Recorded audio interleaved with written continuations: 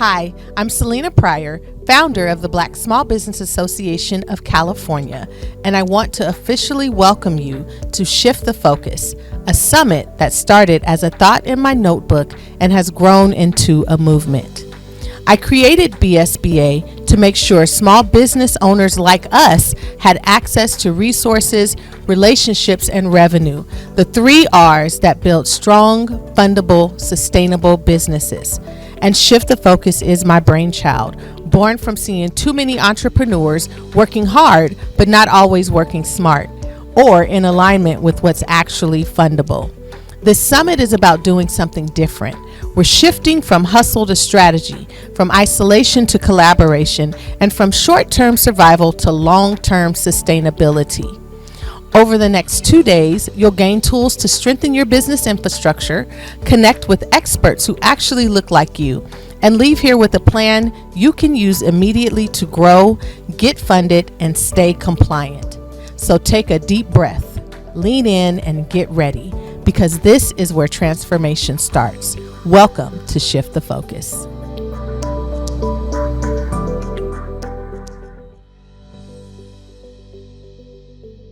Hi, my name is Nicole Harper-Rawlins. I'm a McDonald's franchise owner in Southern California.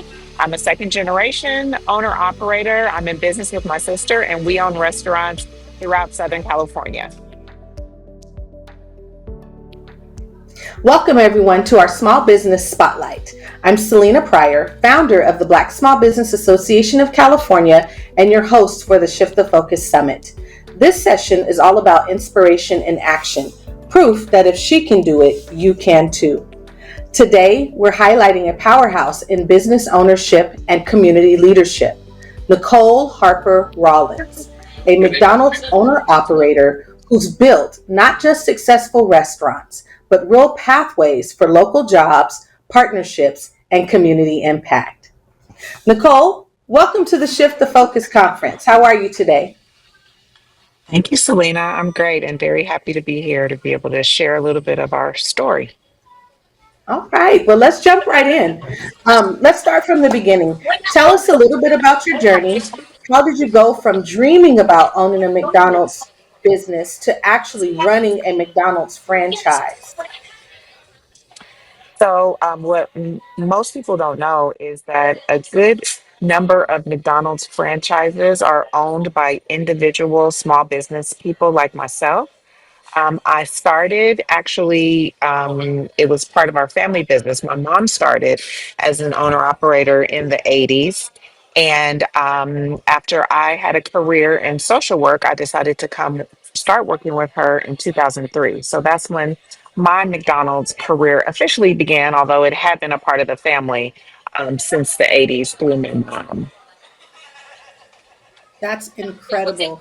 I always tell our members that the path to business ownership is rarely straight. What's one lesson you learned along the way that still guides how you operate today?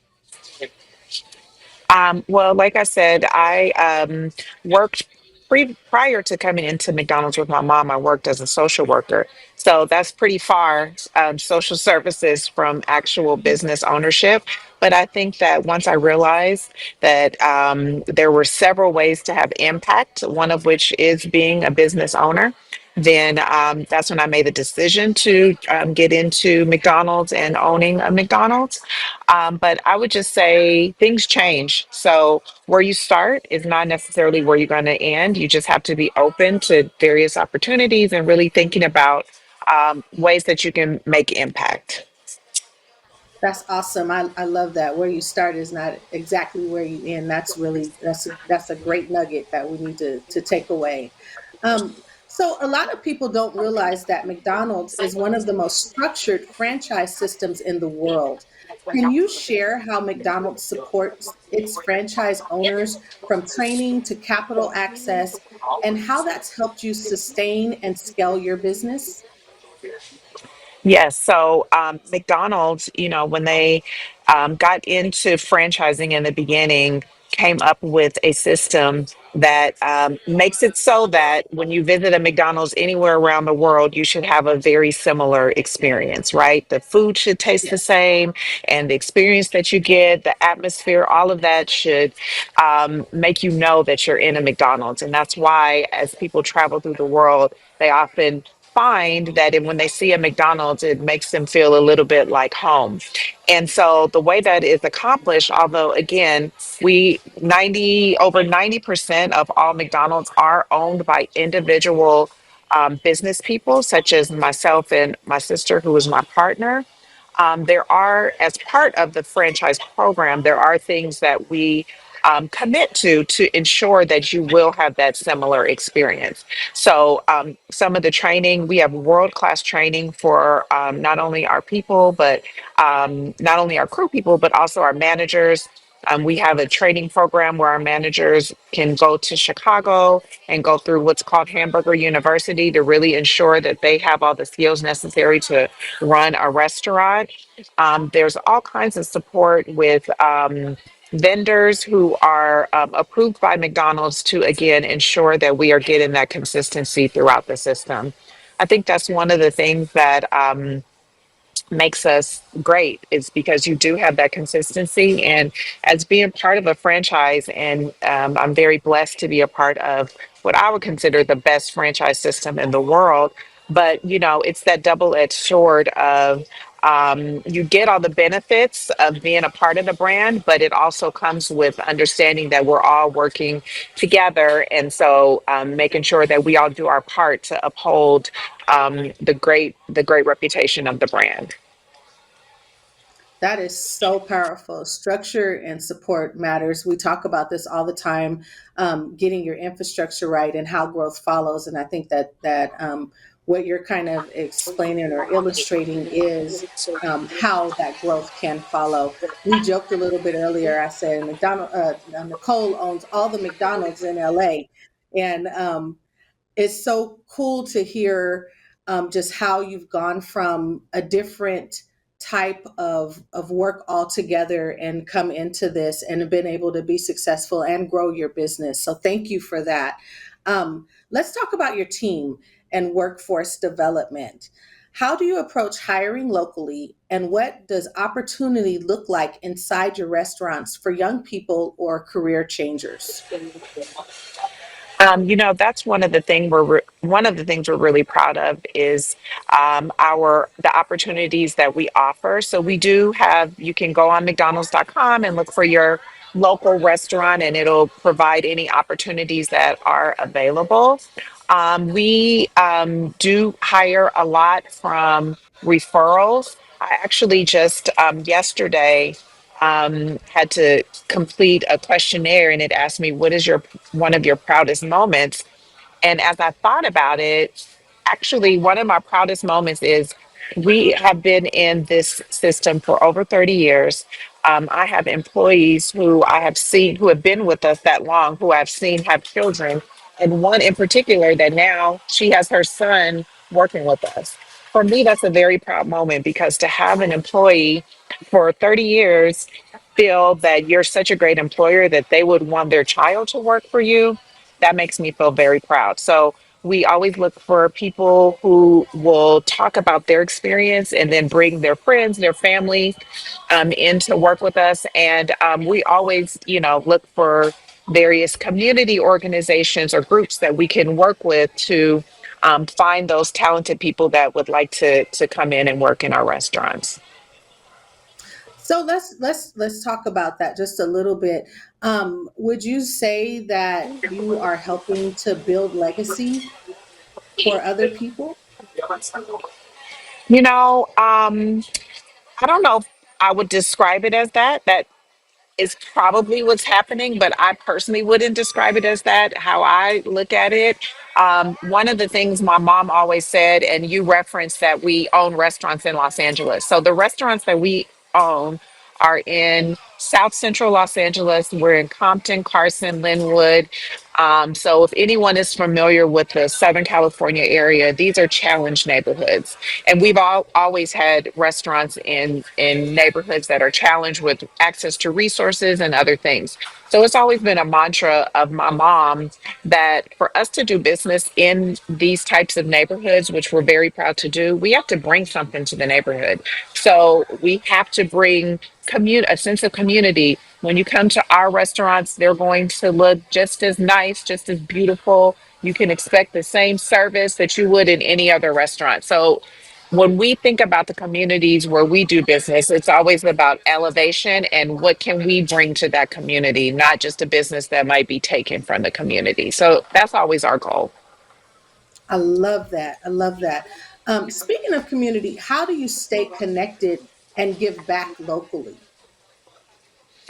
We have lots of different ways.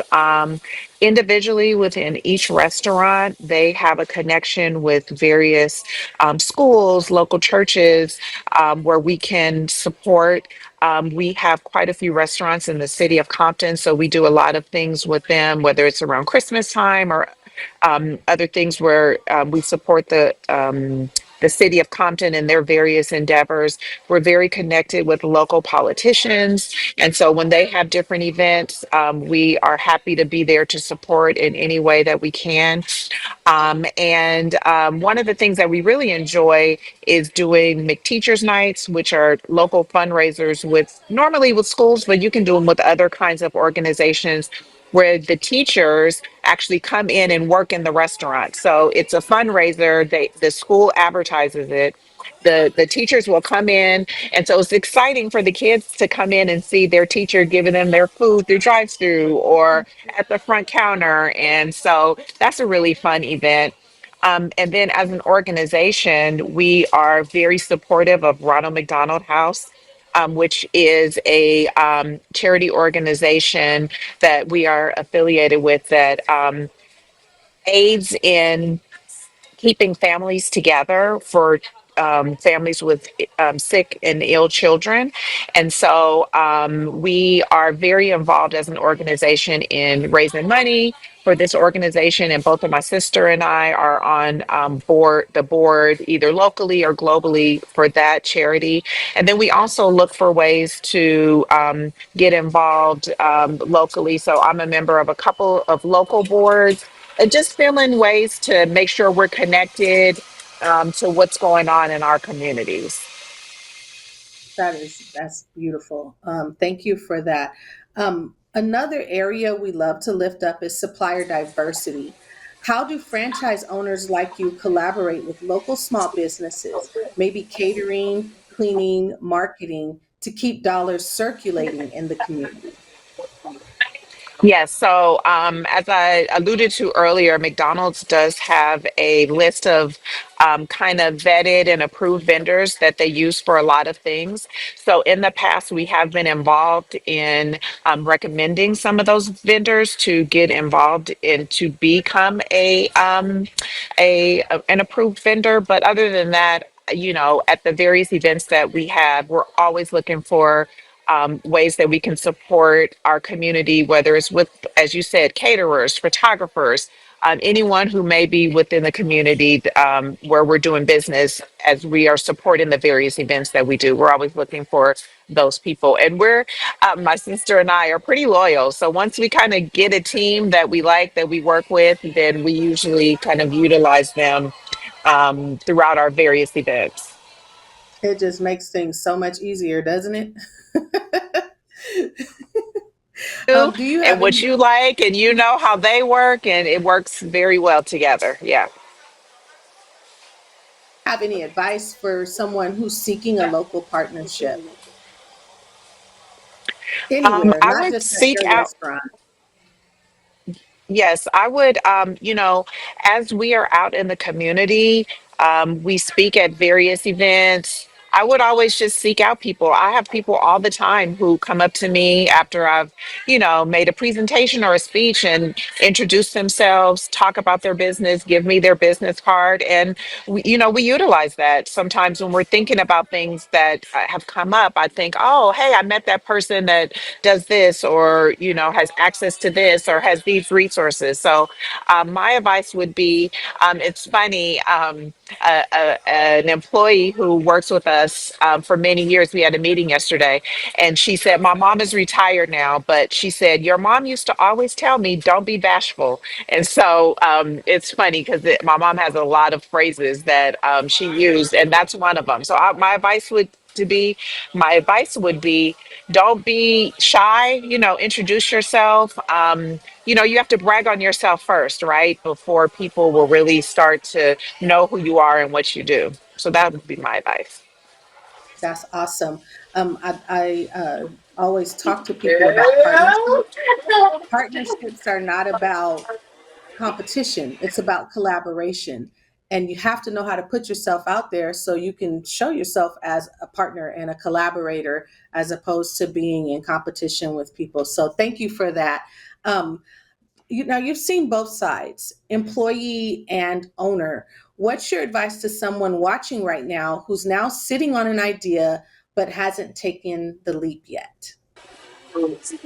Um, the first thing to do is always do your research. You have to know who your competition is. What do you bring that's unique or different? And have a business plan that's really going to support your business and is really going to support you. It's not going to be like there are very few businesses where you open and then the next day you're successful. Even in McDonald's, for me, when I got my first two restaurants in 2007, for the first 3 months, I couldn't afford to pay myself a salary. So even in a business such as this, there's always going to be that time where you're going to have to kind of buckle down. So plan for that. Make sure you understand where you're going to be financially so that you're able to withstand some of the tougher times that are inevitably going to come. And you have to be tough.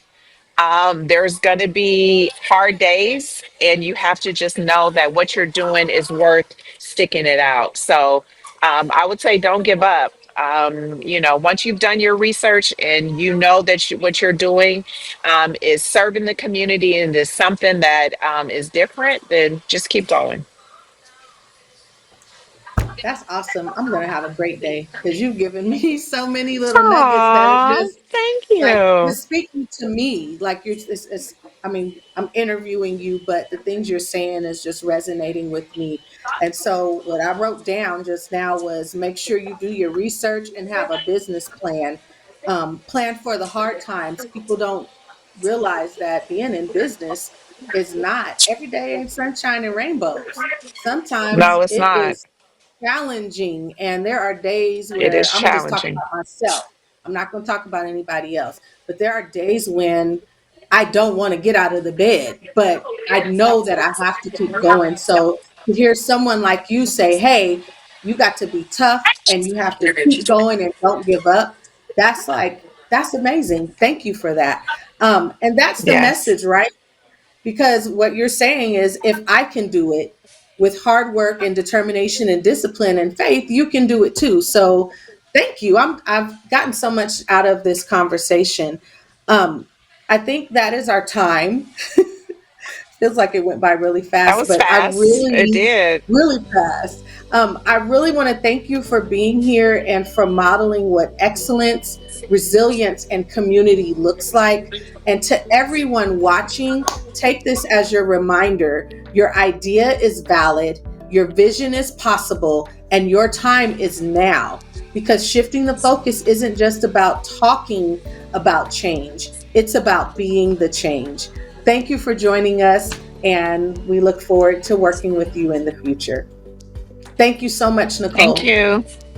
Thank you.